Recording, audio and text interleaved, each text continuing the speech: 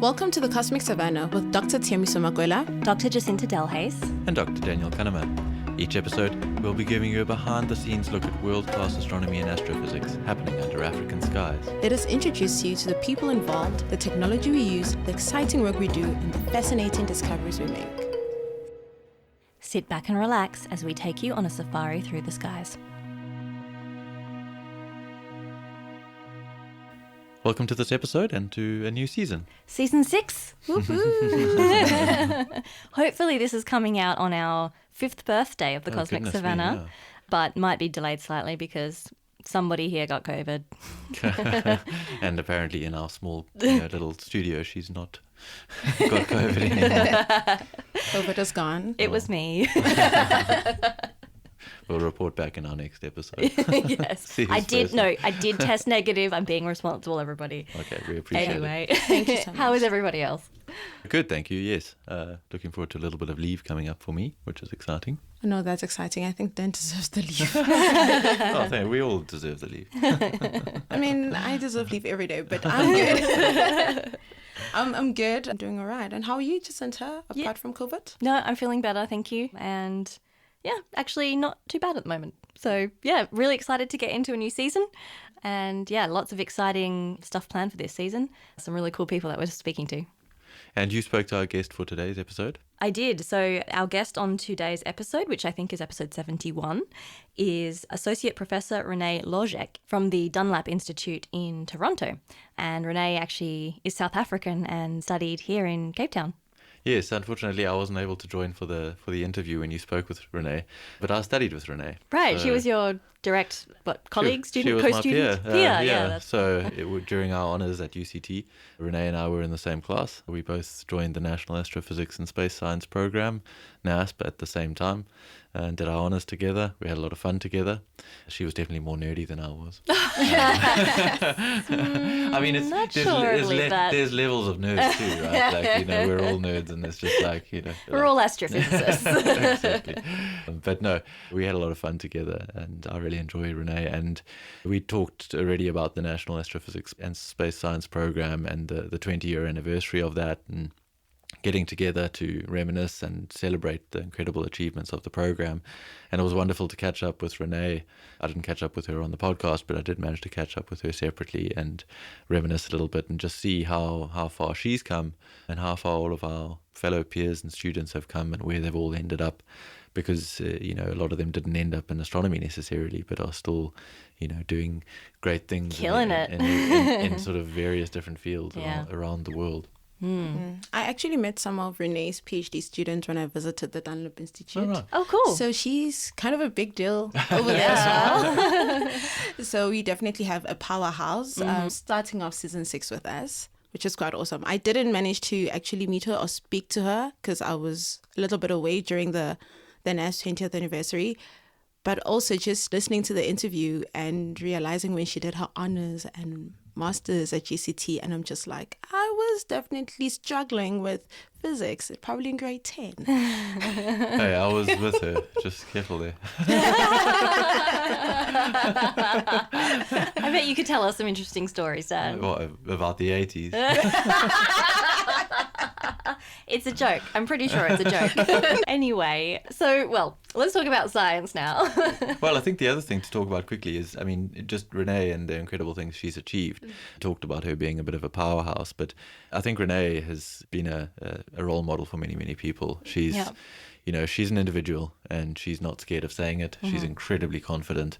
She's a very good public speaker, and it's just wonderful to see. So, not only is she incredibly bright and successful academically, but she's also a real role model for scientists, women scientists in particular. And I think a huge amount of respect for Renée and what she's done. Yeah, and we talk about it in the chat, but she's, as you said, very passionate about being an individual and not conforming to what we think of stereotypically as a scientist, and showing that you don't need to look like anything in particular to be a scientist. You can still be an excellent scientist no matter what you look like. Yeah, and I think with her students and supervision and, just encouraging people to follow their interests and dreams and be themselves, and there's space for everyone in science. In space. That's the kind of joke I'd normally make. I know, but I was trying to be you. Flattery. I feel like I nailed it. All right, anyway, so Renée... Sorry, go ahead. No, I don't want to say anything. I was just like, this is really a genuinely funny moment.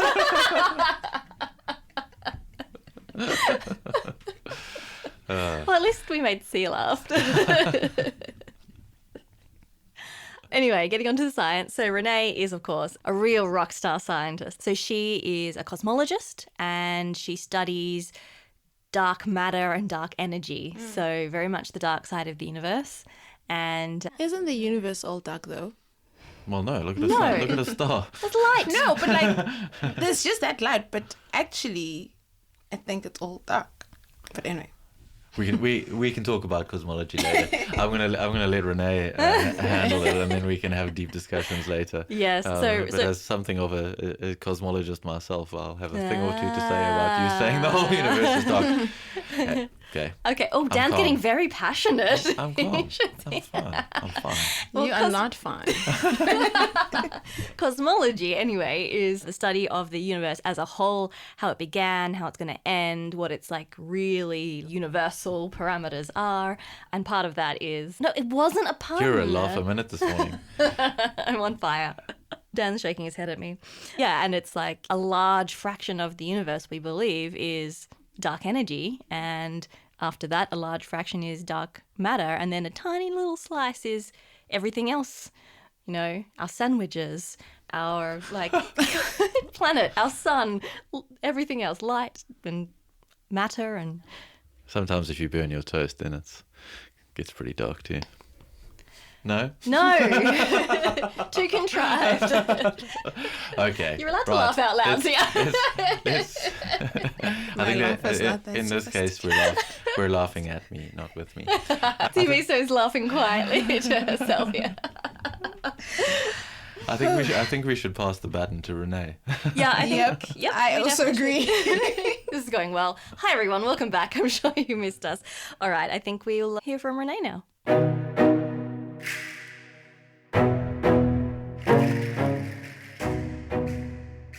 With us now, we have Dr. Renée Hložek from the Dunlap Institute of Astrophysics and Astronomy, University of Toronto in Canada. Welcome to the Cosmic Savannah, Renée. Thank you so much for having me.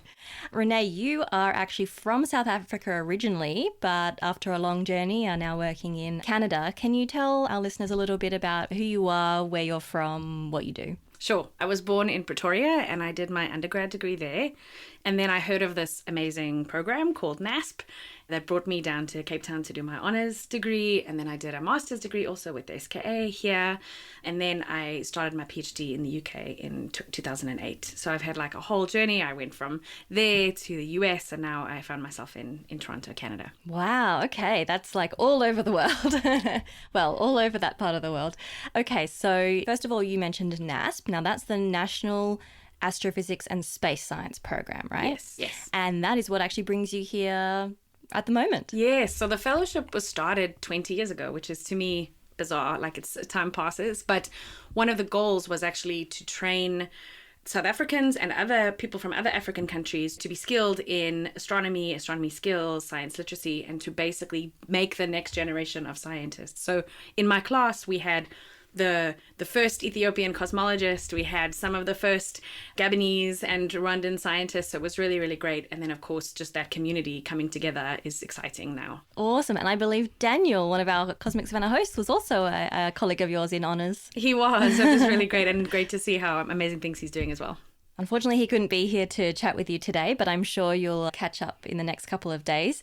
So we're having the 20th anniversary celebration conference of NASP, and you and I will be there, and we'll hopefully see a whole bunch of people doing really interesting things in astronomy and outside of astronomy as well. Absolutely. It's amazing to see what happens when you a bunch of people's skills in astronomy and then set them loose on the world, which is exciting. Yeah, and our skills are really quite transferable. So, you know, critical thinking, analysis and all of these things. Anyway, getting back to you. So you mentioned you did your honours here. Was that the University of Cape Town? Yes. Yeah. And then you went to the UK. Tell us what you did there. So as part of my PhD or DPhil in the UK, I was working on mainly the cosmic microwave background, which is, light that's been traveling for billions of years, basically the first light that we can really see that comes after about the universe was about 400,000 years old. And during my PhD, I was studying that light and observations of that light made with a new telescope in the Atacama Desert. It was called the Atacama Cosmology Telescope, and we used it to really understand the first moments of the universe, what the universe is made of, and also the ACT telescope was able to measure this light with quite fine angular resolution. And the resolution that your telescope has tells you can sort of access different physics. And so in this case, we were able to learn a little bit about massive neutrinos and what the universe was made of on small scales, which is really fun. Okay, so just the small questions of the universe there, just how it all began. Awesome. And that was at the University of Oxford, right? Yes. And that's actually where we met all the way back in, I think, 2009, 2010, where I was doing part of my PhD there. So it's great to kind of come full circle and see you back here in Cape Town, both of us here in Cape Town now.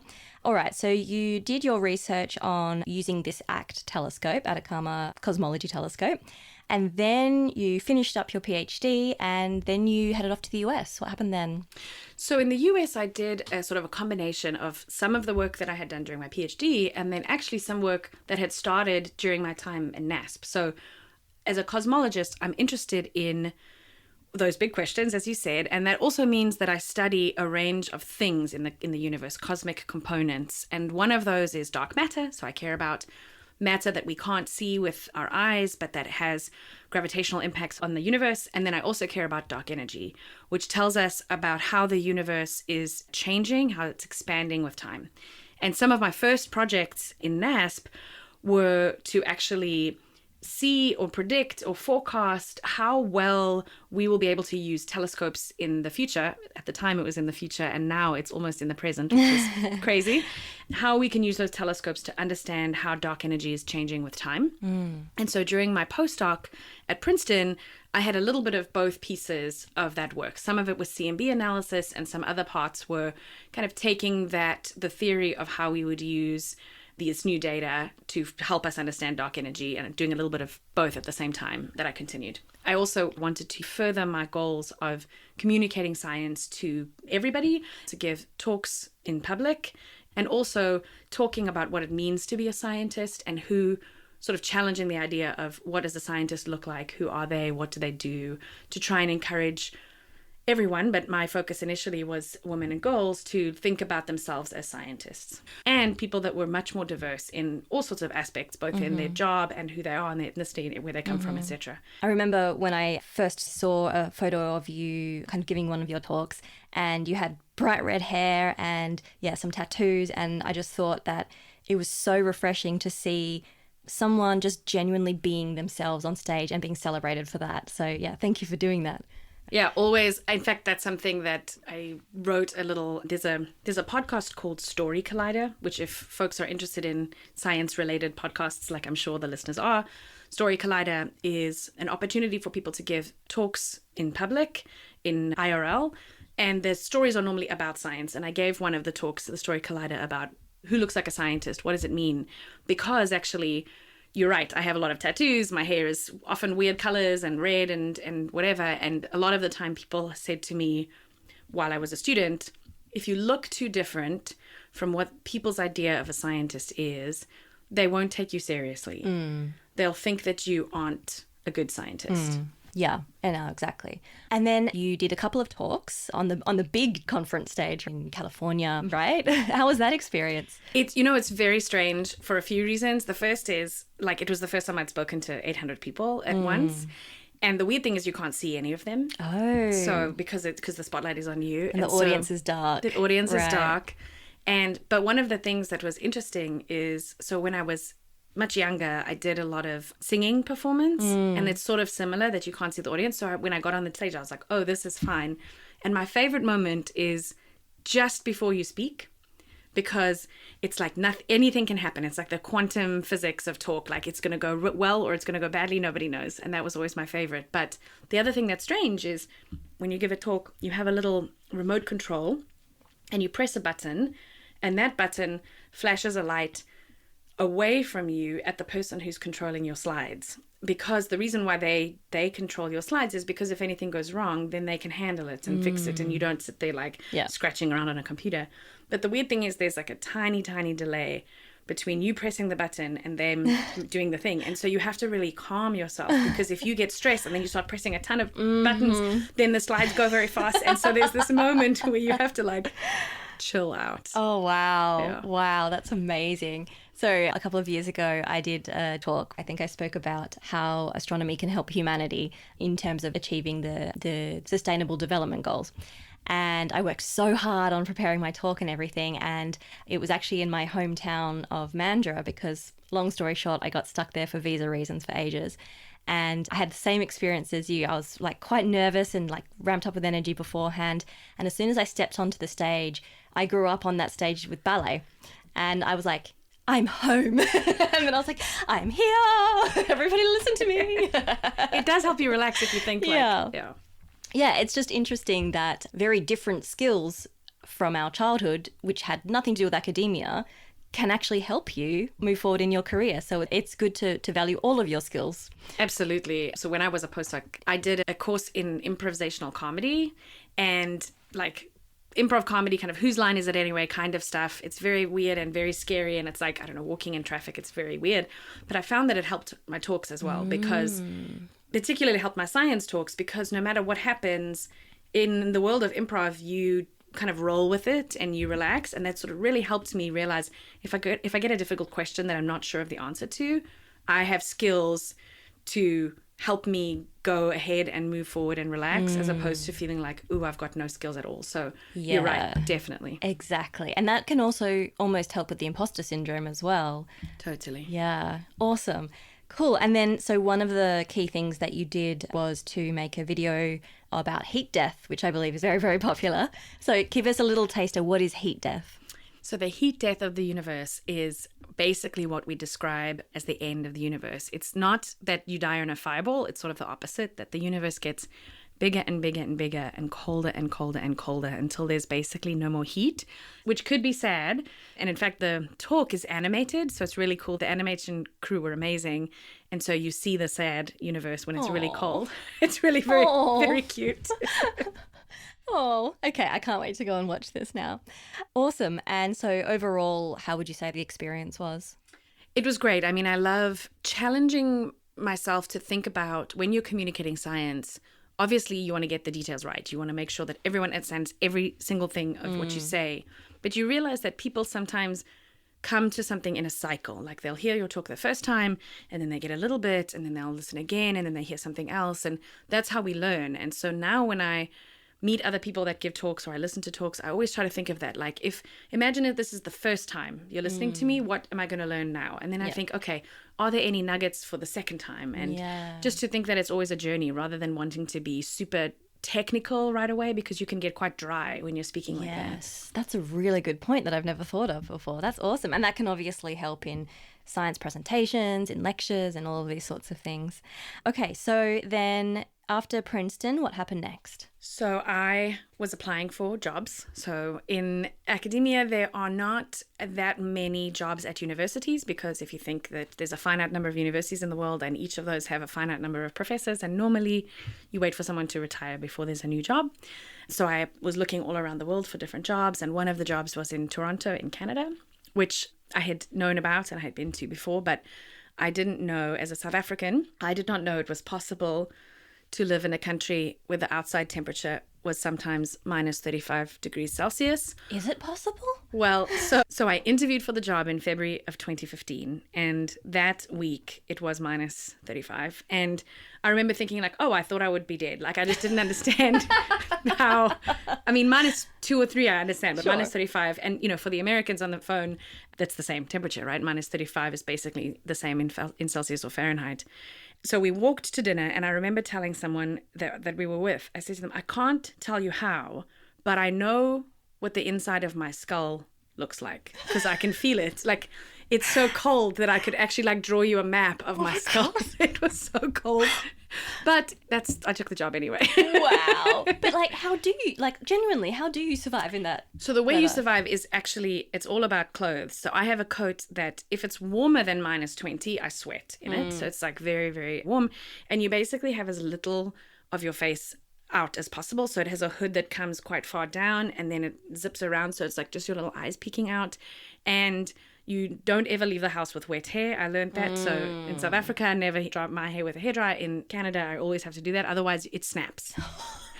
You can just snap. You can just snap your hair. It's really quite amazing. Wow. Okay. Oh, so that's a whole different new world, which I'm not sure I need to know. But it's good to know that it is livable. And how do you enjoy it now? It's fun. What I really enjoy is that I have a wide range of students. I have Canadian students. I have Nigerian students. I have, encounter a lot of different people. And also that I get to work in a lot of different areas. So one of the cool things as a professor is with time, you build a research group. And so you have different people work on different things that you think are interesting and need to be worked on. And I've enjoyed defining those goals. It's very scary in the beginning because you think, I don't know if I have enough ideas in my head for 5 people to work on them. Yeah. And then with time, you realize, I get to watch these scientists become their own independent people. And then they don't even need you for ideas anymore. And they're doing different things. And that is really great. Awesome. That's so exciting. So, well, I mean, first of all, congratulations. That's awesome. Thank you. And I'm so glad we have someone like you in that position and helping younger scientists and more junior scientists to grow and to find their own feet. So what do you do as part of your role? So explain to us how it works in Canada. What does it mean to be a professor there? More about that.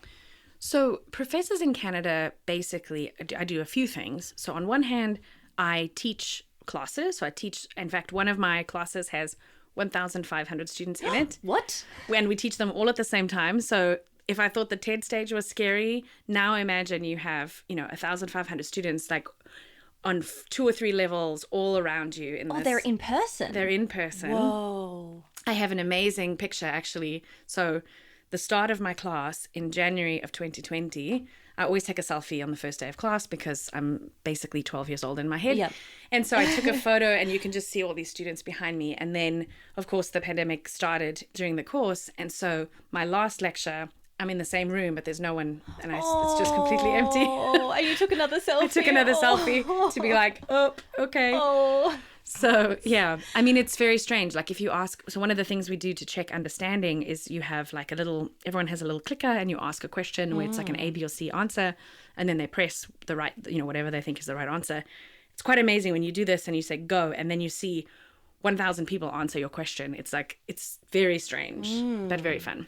Oh, I'm going to talk to you more about that afterwards. That's an interesting teaching strategy. So I teach. So part of what I do is teach. And then the other part of what I do, I obviously do my own research and I write my own code and I write papers.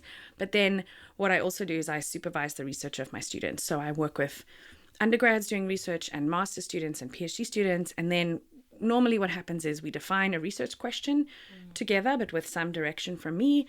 And then they go ahead and they get data or they start making a theory and they start working through things.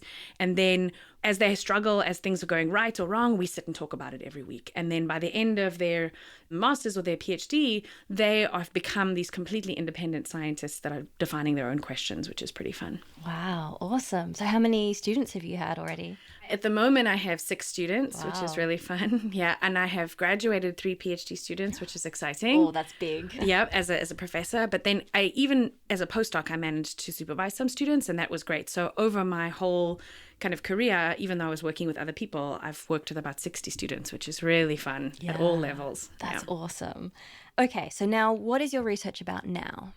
So I still have multiple strands, and one of the things I always want to tell young people doing science is they always say you have to become an expert in one thing, and I never wanted to do that. So I have lots of different interests, and I keep working in all of those areas. So basically, as a cosmologist, it's all in the big picture of dark energy, dark matter, and the earliest moments of the universe. And so I study dark matter particles or predicted dark matter particles. One of them is called the axion, which is a really fun name.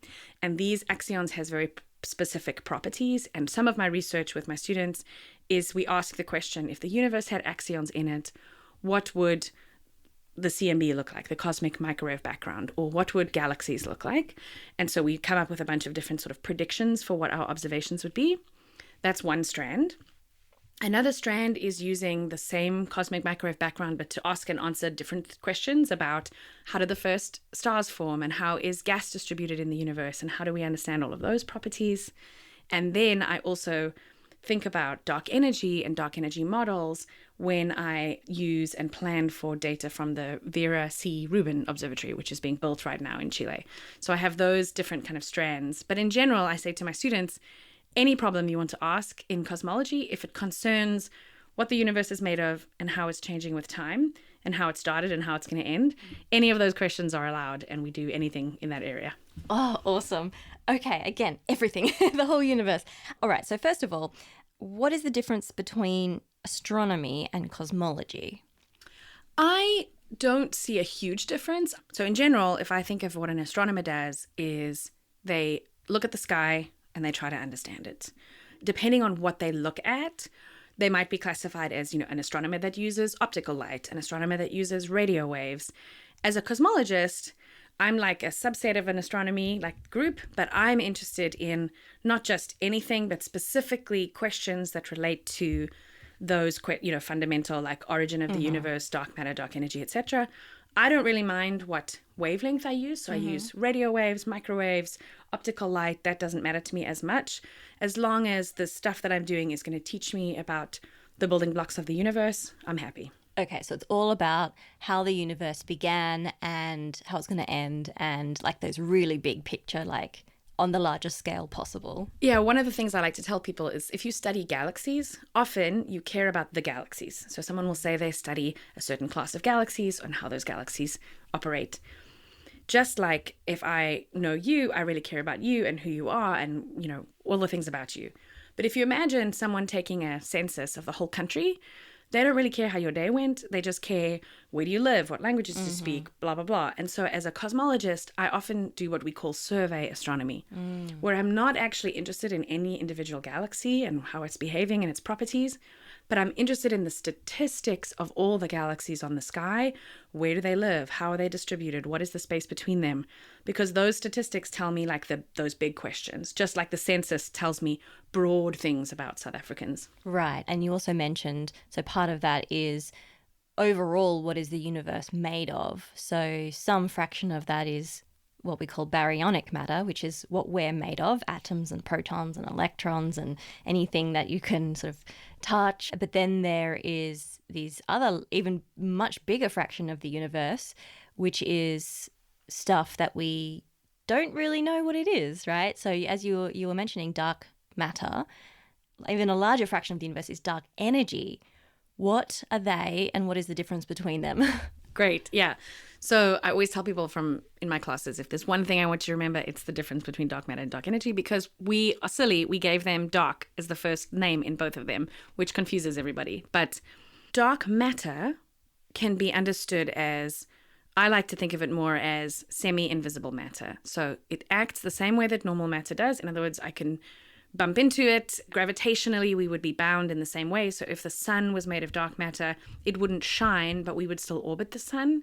But the not shining part is a big deal, obviously, because it means it's hard to see dark matter. So we say that it's weakly interacting with light. Light isn't going to bounce off the surface of dark matter, and it's not going to make its own light. And that's why it's hard to see. But in every other way, we think it behaves mostly like normal matter in the sense that it interacts with gravity. Dark energy is totally different. It's much easier to think of it as like an anti-gravity force in your head rather than a thing like dark matter, because it sort of is acting against the way we would think gravity works normally. So the analogy I like to give is anyone who's over about 1 year old, if you throw a ball in the air, they will know what to expect. They will expect the ball to fall on the ground. Actually, you can do this game even with dogs. Dogs get very scared if they don't see the ball fall down. They get really freaked out. But imagine I threw a ball up in the air right now and it started to float away. Like instantly you'd think, well, maybe there's air on the ground, like pushing it up. But that's sort of what we see. The analogy in the universe is if we can measure the distance to certain objects, then we know how big the universe would be if we had normal gravity, normal things in it. And in fact, we can predict that the universe would get bigger, and then eventually, if there was enough stuff in the universe, it would sort of collapse on itself because gravity sucks. Gravity pulls everything together.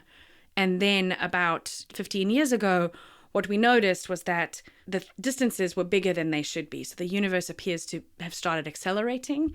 And so something must be pushing against the gravity collapse that we expect and actually making the universe get bigger, faster and faster and faster. And so we call it dark energy because it's a misunderstood energy or something we don't know. But it's much better to think of it as like the anti-gravity push. That means the universe is behaving weirdly. And so we don't know what it is. We don't think it could necessarily just be like a particle, but it's something that's acting against gravity on the biggest scale. So like you and me aren't affected by dark energy because the distance between us is small. But on the biggest cosmic scales, we see this dark energy taking effect. So, for example, the gravity between the Earth and the Sun is enough to overcome this dark energy. So we aren't getting pulled away from the sun because gravity is stronger than this dark energy on that scale. But then on big scales, like between the Milky Way and some very distant galaxy, then dark energy is kind of essentially pushing us away from that galaxy. Exactly. So the analogy I like to make there is gravity is really important to you. You think it's the most important thing to you. Although as a human, the most important forces are really the ones keeping your body from flying apart. So your kind of atomic forces between the parts of your body. So it's always important to think of like the scale. And similarly, at the scale of you and me and the Earth and the sun, gravity is the only thing that really matters. And so it's keeping us all together. But on those largest distance scales, you really see dark energy come into its own, as they say. And this is where if the universe just keeps expanding and everything keeps getting pushed away from everything else, eventually the idea is that of this heat death that you were mentioning before, where the universe just dies of the cold. Well, the nice thing is that it'll actually continue. It'll be very large and very empty forever. So there's like a real beauty in it. So the reason why this is a big problem is one of the things we do in cosmology is we like to say, I want to know, imagine the total energy pie of the universe. How much of that energy is in the individual components? So it's sort of like I'm doing an accounting of the cosmos. And I can measure how the relative fractions change with time. So in the early universe, it was very hot. Everything was radiation. So the radiation fraction was very high. Right now, most of the universe is not made of radiation. And so most of the universe, was made of dark matter. If we take the dark energy and we think about this dark energy, one of the weird properties about it is that as the universe gets bigger, the dark energy density relative to the volume stays constant, which is something completely opposite to how our brains think. Because if you take a glass of Oros, because I'm South African, and you put in a little bit of Oros in water and then you increase the size of your container, the density is going to decrease. But of course, that doesn't happen in the universe with cosmology. So with dark energy, as you make the universe bigger, the energy density is constant, which means there must be more dark energy being made with time. So eventually, if I look at my cosmic pie, all of the universe will be made up of dark energy. There'll be very little of any of the other stuff in it. And so it's this cold, empty, dark energy filled wasteland, which is sad but beautiful. Okay, 2 questions there. What is Oros? Oh my goodness. You don't know Oros? No. Oh my, it's if you're over the age of 12, I think people don't drink it anymore, but it's an orange squash. Oh. I can even sing you the ad Please from when I do. was a child. Please do. So it's like, oh, we love living in an Oros world with Oros boys and Oros girls. When you got a thirst, who do you call first? Oh, Oros. Okay, I've lived here for 5 years and I haven't tried Oros, so I think I'm going to have to do that. It's delicious. The second question, very similar, is what is causing the extra dark energy to grow? Really good question. And in fact, I think when we figure out what dark energy is, that's definitely Nobel Prize winning stuff. So maybe I brushed over it a little bit too. So it's good that we can go back and sort of re-explain. But one of the suggestions for this dark energy or really for this making space bigger effect, this acceleration of space, one of the suggestions for what that could be is what we call vacuum energy. So right now, we just see ourselves in, macroscopically. But if you zoomed into space, smaller and smaller and smaller and smaller and smaller, like very smaller than any microscope could see, you see that there's like this quantum frothing of everything, right? This very exciting quantum scale universe. And there is sort of a prediction that even the energy of empty space, so of a vacuum, that there is actually this energy, quantum energy associated with empty space, with vacuum space. And so one of the suggestions was, maybe the dark energy is actually this vacuum energy, the energy of kind of empty space. And that's why, that's why as you make space bigger, you would get more of this energy, because if it's associated with empty space, the more empty space, the more dark energy, if it was this vacuum energy. The problem is, and one of the biggest challenges in cosmology is that if you can actually do a quantum calculation to figure out how much of this dark energy there is from your kind of calculations, you can also compute how much of the dark energy there is based on observations. And those two numbers differ hugely, hugely, which means the theory prediction doesn't quite match what we see. And that's where a lot of folks who work like really in the theory modeling are trying to come up with other models of what dark energy could be that actually match what we see. Okay, so based on the model of our best guess about what dark energy is related to this vacuum energy and the observations, they don't match. So it's kind of like either the model is wrong or this vacuum energy concept is wrong.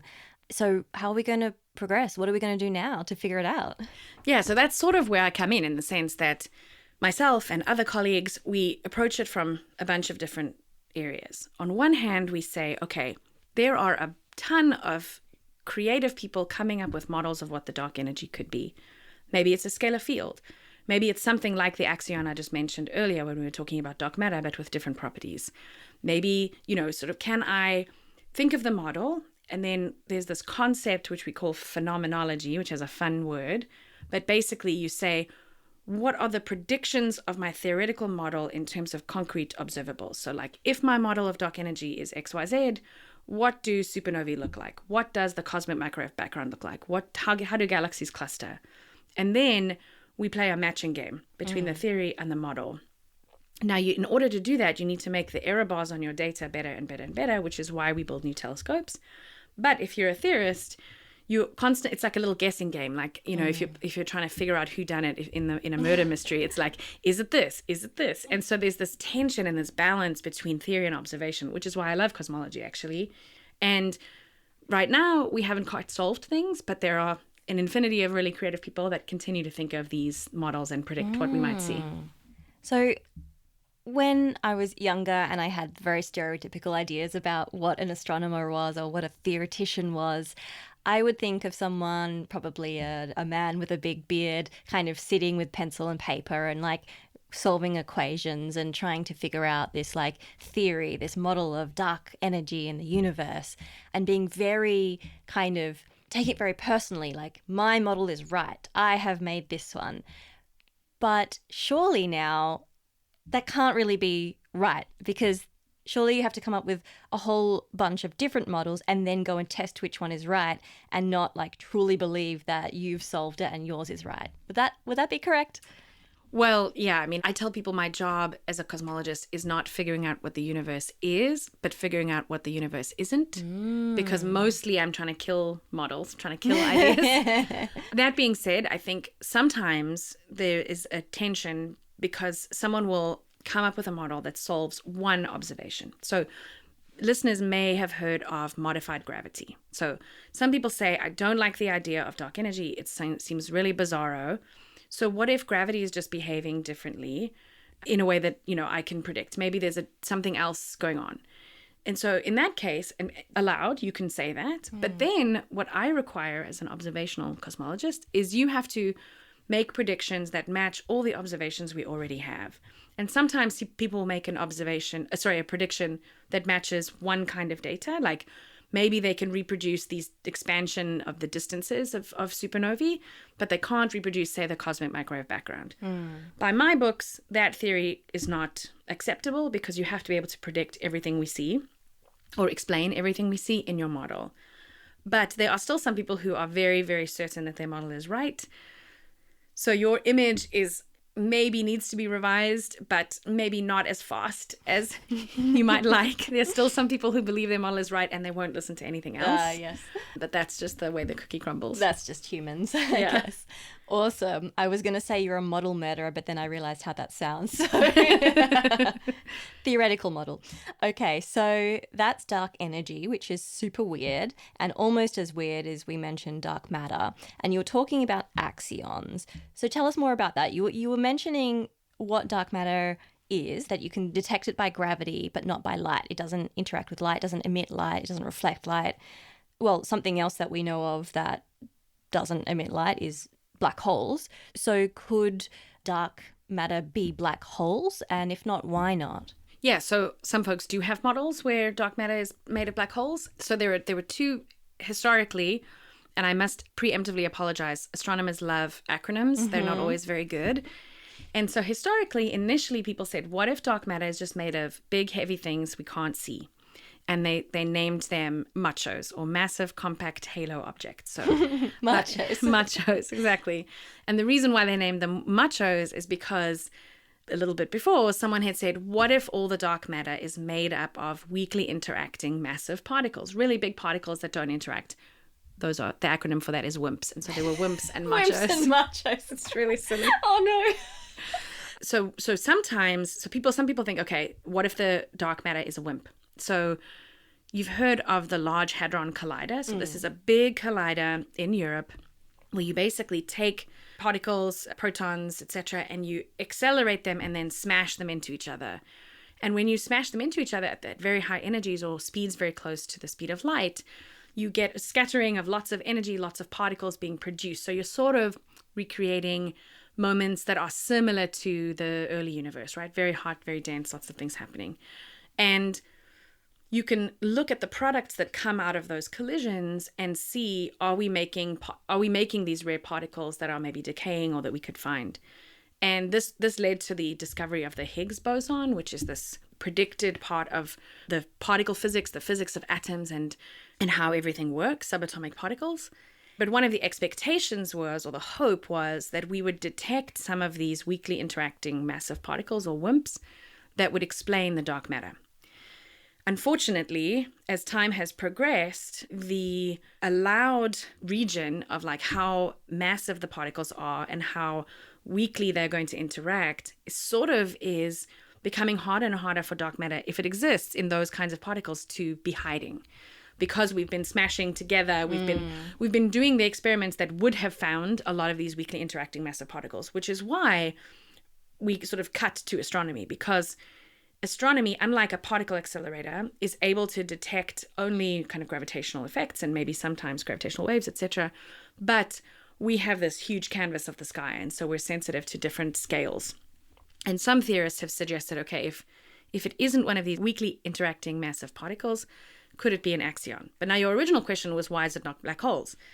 And the problem is, if you make enough dark matter out of black holes to match the kinds of densities that we know we need to see, you just have so many black holes that there's just too many of them. But I would say that there are still folks who think maybe there were really big, massive black holes really early on in the universe. And so those folks still predict, like, these are the kinds of signals we should see from gravitational wave detectors, etc. So all of those theories continue to kind of move around, but the simplest thing we could have written down doesn't seem to be happening. And so that's why one of the alternatives that has been proposed is these axions. So tell us more about the axion. Yeah, so the axion, it has a strange name, and that actually comes from, it has an origin that isn't directly related to dark matter studies. I study a very particular kind of axion that can solve cosmology problems, but it's a theoretical scalar field, which I'll explain what that is in a second, that was proposed to solve a kind of particle physics problem of symmetries. Now, the word scalar field is always pretty scary because it's hard to understand what it is. But a nice analogy, and it's good because we're sitting in a room in the middle of summer in South Africa. So the word scalar just means that I only need to give you one property to describe the particle fully. In this case, its value, right? If we think of temperature, I just need to tell you the value of the temperature, numerical value, and you know what the temperature is. As opposed to like a vector, I need to tell you the speed of the particle and in which direction it's moving. But a scalar, I only need to tell you one thing, one number. And then it's a field because in this room that we're sitting in, I could record the temperature at each position in 3D space. So around me, above me, below me, and that defines the kind of 3D temperature in a 3D lattice in this room. Now we think about that scalar field concept, but instead of having a temperature, we talk about the kind of expectation value or the mass or the energy of the particle. And so the axion is a field like that in 3D space that has different properties. Now, the cool thing is that the axions are ultra light. So when we measure things in like humans, we measure kilograms.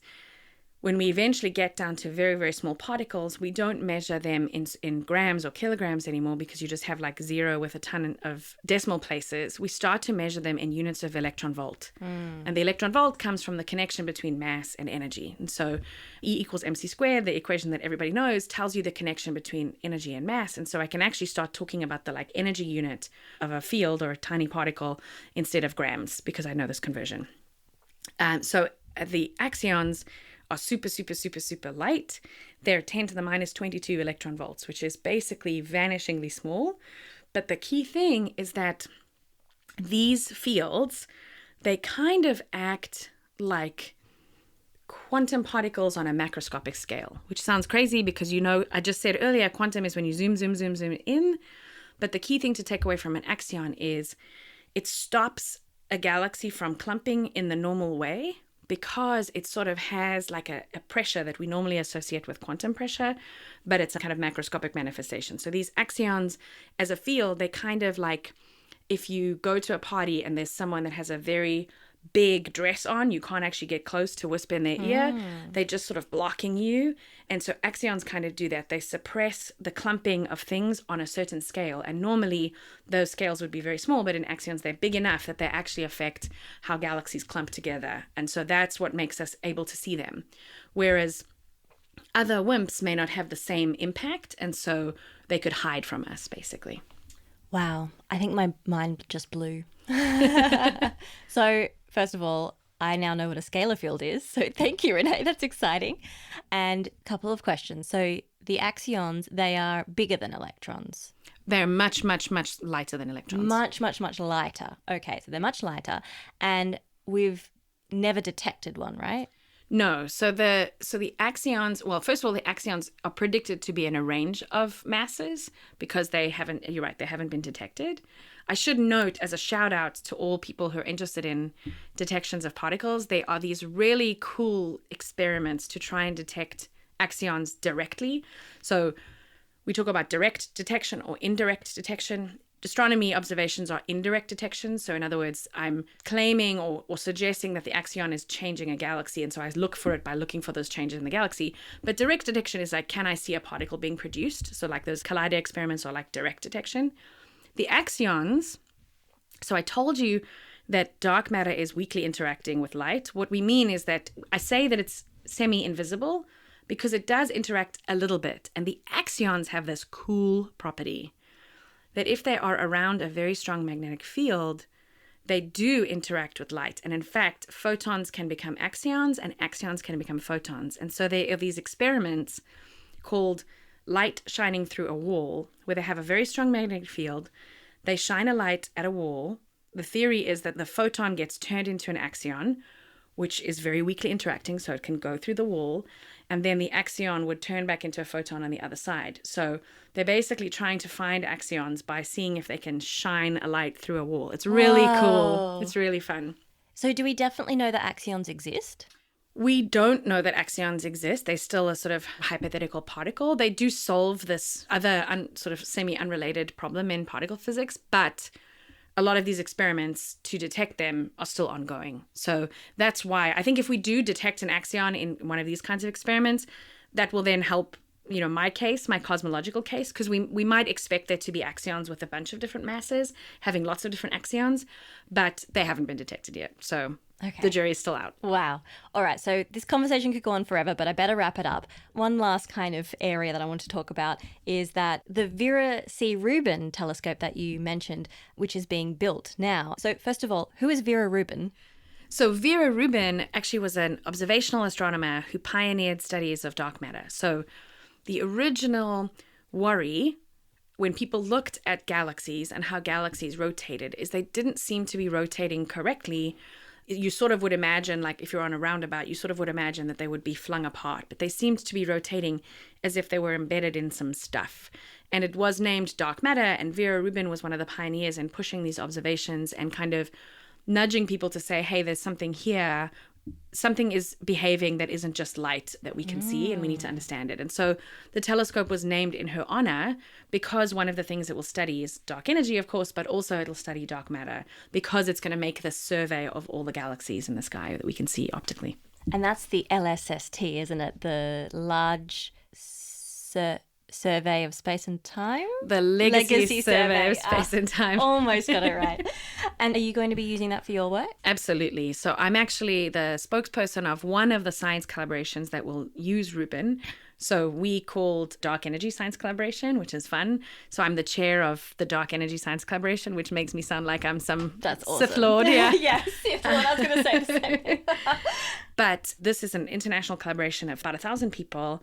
And we are interested in a lot of different ways you can understand dark energy with observations from Rubin. So sometimes you can see how galaxies are kind of wibbling and wobbling because of dark matter and dark energy, and you can use that to constrain those models.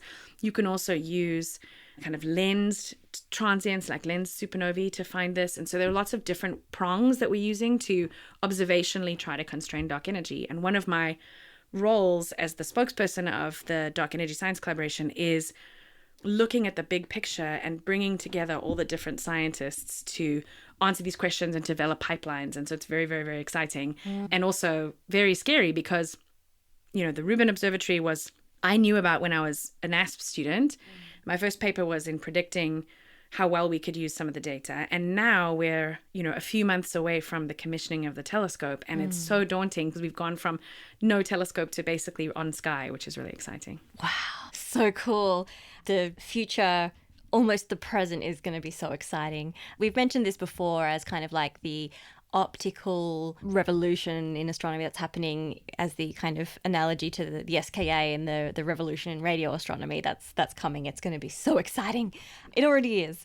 Okay, so I would like to keep you forever, but obviously I can't. So thank you so much for spending all of this time with us, Renée. Before you go, do you have any final messages for listeners? Yes, I think when I was starting research, I thought to myself, like, the universe is too hard. I'm never going to understand this.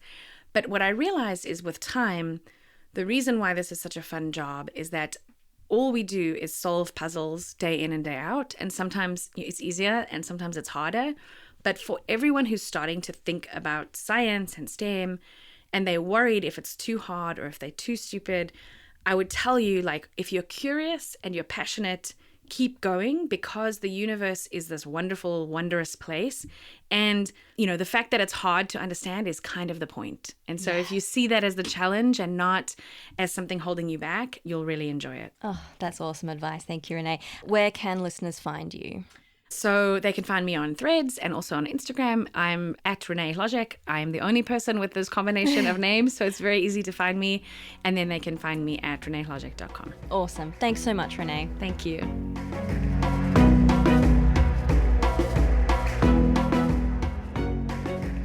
That was great. Thank you, Jacinta, for interviewing Renée. Wonderful to hear what she's been doing, and, you know, a very different conversation to what I had personally with her. But I'm sure. What? Nothing?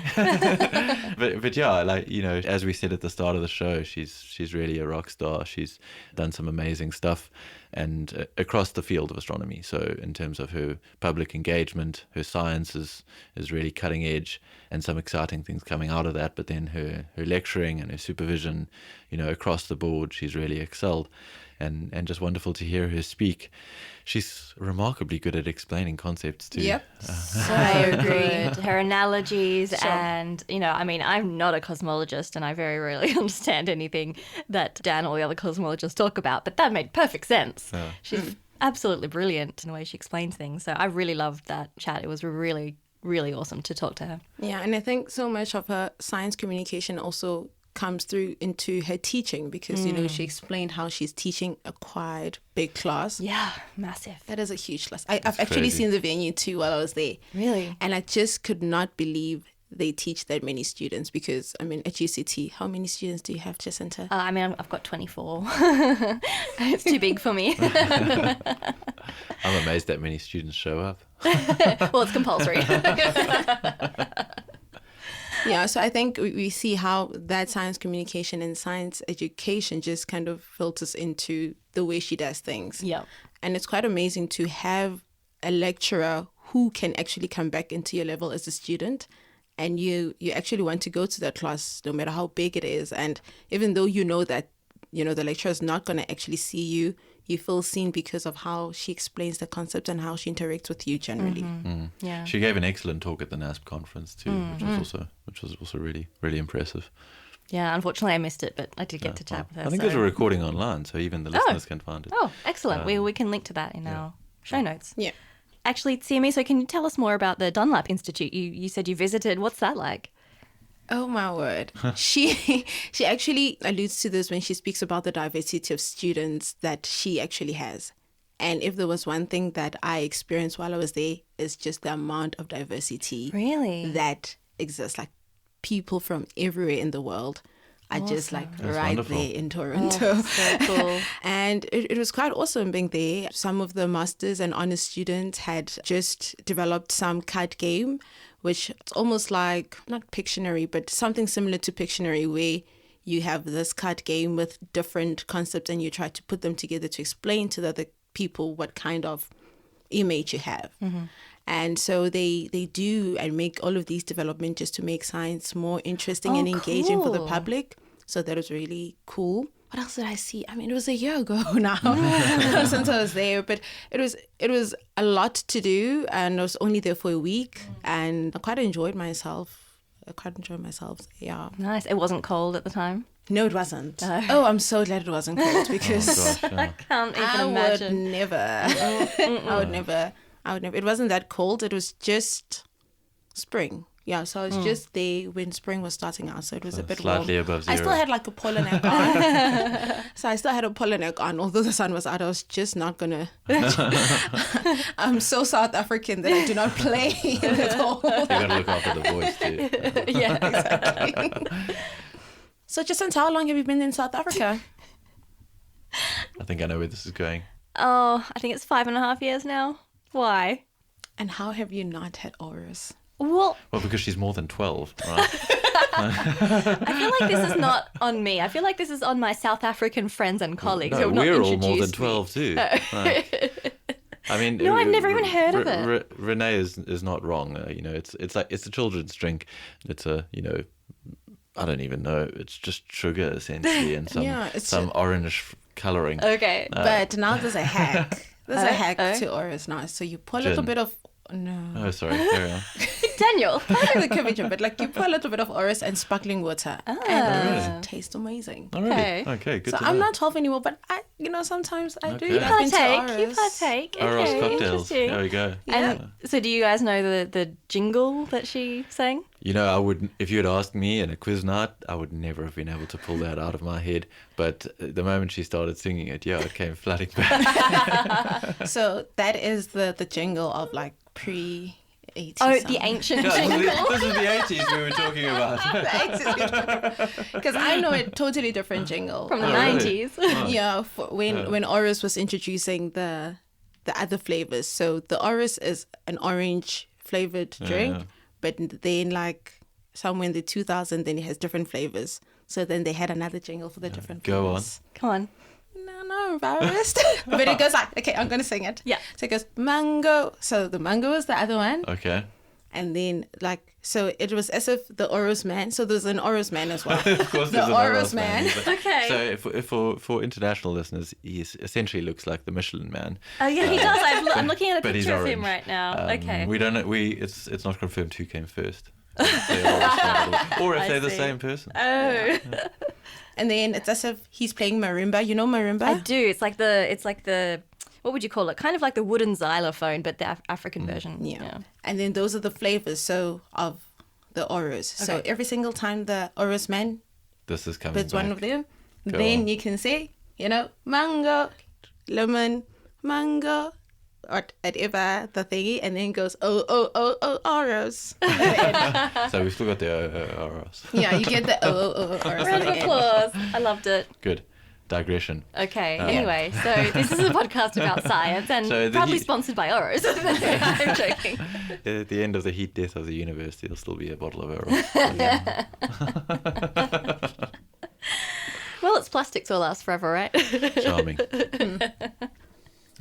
And inside and out. Probably not sponsored by Oros, I guess. Nope, not at all. Okay. Anyway, I did think it was, getting back to science, just for the end here, I thought it was really interesting how she was explaining all about the different candidates for dark matter and particularly the axion because, you know, I guess I've been talking about the axion. I sort of know what it is, but I didn't really know what it was. And I thought it was awesome how she was talking about one of the experiments to detect it is like shining light through a wall. Yeah. That's really cool. Yeah, thank you once again, Jacinta, for that interview. Before we wrap up, a quick round the room. Yeah. Okay. Well, Dan, how are you? I know that you are going on a big holiday soon. Mm-hmm. I'm going on a big holiday. I've got 2.5 weeks off. I'm going to a different continent. I'm not taking my laptop, so vacation responder on. Can we know That which sounds continent? awesome. Yeah, I'm going to South America. I'm going to Argentina. Wow. So yeah, taking the family should be fun and yeah, exciting. So looking forward to that, and hopefully I'll come back refreshed and renewed and excited. Wow, traveling not for work. That's exciting. Can you believe it? Oh, no, I can't. Me neither, really. Wait, you have to pay for your own flight. Well, yes. I believe that. Yeah, I hope you really enjoy your break, and we look forward to hearing about it on the podcast. Yeah, and seeing some photos, hopefully. Yeah, do that. Yeah. And Tshiamiso? Oh, nothing is happening from my side. But that's good because That's a good thing. you're usually overwhelmed and overworked. So Yeah, but I think it's really just the same things, right, at the moment. So the call for the teacher training program is out. So I coordinate that whole program. So finally the call is out. So we hope that people who are really interested in, especially astronomers interested in going back into teacher development programs and making sure that, you know, the science is accurate, the astronomy is accurate, that teachers actually teach. So that is kind of the main thing that I had to make sure that it goes out. So everything has been out, the press release, all of that. well done. are So is out. this a training program for teachers? Yeah. Yeah. But it is organized, you know, in collaboration with an astronomer, a national astronomy education coordinator. So each country has one of those, and a teacher, because I think the model is quite important to teacher development programs because while the astronomers have the knowledge of astronomy, they do not necessarily have the knowledge of teaching. And sometimes we need the teachers who have the knowledge of teaching to kind of bring the two together in ensuring that it is actually a good program that teachers can actually take forward into their classrooms. Cool. So that is open and applications close, I think, on the 15th of April. So yeah, astronomers who might listen and you're interested, please do. Oh, wow. Cool. Yeah. How many teachers are you planning to hit? So we are running it from the IAU OAE. So International Astronomical Union. Office of Astronomy for Education. Education. Okay. So we have at least about 36,000 euros, and we will allocate this to the number of proposals we get, basically. So in the previous years, last year we supported like 22 projects. In 2021, about 23 projects. Okay. So globally, yeah. Wow. So it's for teachers teaching them how to teach astronomy and also astronomers teaching them how to teach? So it's like a collaboration between the astronomer, the teacher, and the National Astronomy Education Coordinator. Because the thing is, teachers want to teach astronomy, but they are always not confident in how to teach astronomy. But so while this is about, astronomy is at the center of the teacher trainings, I think it's important to highlight something that Dan mentioned earlier on, that although there are many people who have gone through NASP doing master's, honors, and PhDs, not all of them are actually in astronomy right now, showing the multidisciplinary nature that astronomy is. And so we are hoping that through this training, the teachers are inspired to teach certain concepts in mathematics and physics using astronomy as a tool. Oh, awesome. Basically. Cool. Yeah. Because So astronomy is interesting and it makes everything more interesting. Yeah, and it is really I think this is, for me, and quite biased, it is more than a hobby of just looking at stars. Yeah, absolutely. Astronomy is more than stars, but anyway. Yes, So- galaxies. And dark matter and dark energy. Yeah. And technology. And you, Jacinta? How are you? Yeah, I'm good. You know, things took a little bit of a step back, sort of 2 weeks of unplanned, so kind of sick leave, but that's okay. And before that, things were quite crazy because we had a series of conferences related to the Meerkat telescope. So it was Meerkat's 5th birthday. So we had a special conference called Meerkat at 5, where astronomers from all over the world, about 200 astronomers were, 250 I think even, astronomers and astronomy students met together in Stellenbosch, which is a beautiful kind of little town about an hour away from Cape Town. And we had a very intense week of, you know, hearing all about Meerkat's biggest discoveries, from pulsars to fast radio bursts to galaxy evolution and a whole bunch of different things, and even searching for extraterrestrial intelligence. The Breakthrough Listen team were there, so that was really cool.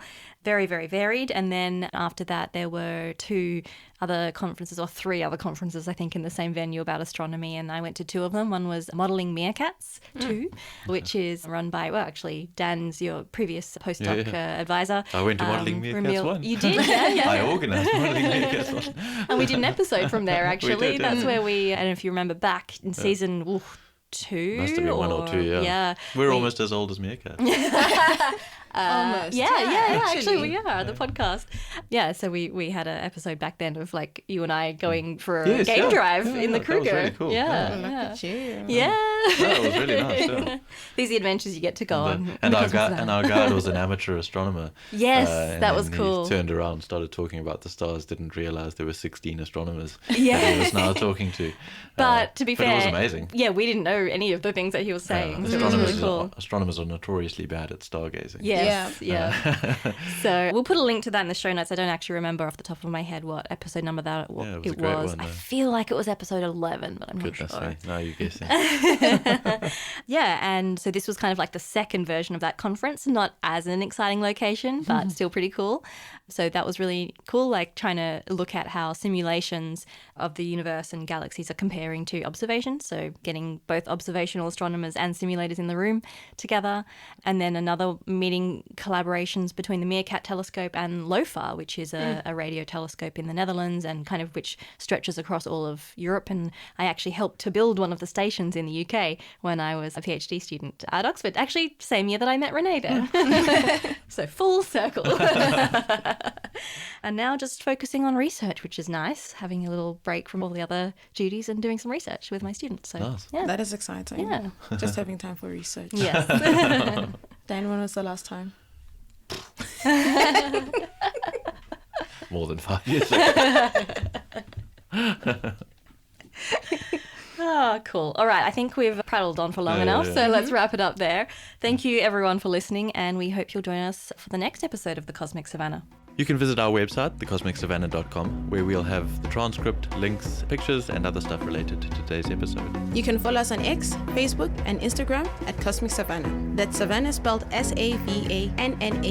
You can also find us on YouTube, where audio-only episodes are uploaded with closed captions, which can be auto-translated into many different languages, including Afrikaans, isiXhosa, and isiZulu. Special thanks today to Associate Professor Renée Hložek for speaking with us. Thanks to our new podcast manager, Francois Camphor, our social media manager, Sumari Hatting, and our audio editor, Jacob Fine. Also to Mark Allnut for music production, Michal Wurczyk for photography, Carl Jones for astrophotography, Susie Karras for graphic design. Thanks to Emil Mankis for video creation, Moses Makungo and Abigail Thamaran for transcription. We gratefully acknowledge the support from the South African National Research Foundation, the Square Kilometre Ray Observatory, the South African Agency for Science and Technology Advancement, the South African Astronomical Observatory, and the University of Cape Town Astronomy Department. You can subscribe on Apple Podcasts, Spotify, or wherever you get your podcasts, and we'd really appreciate it if you could rate and review us and recommend us to a friend. And we'll speak to you next time on the Cosmic Savannah.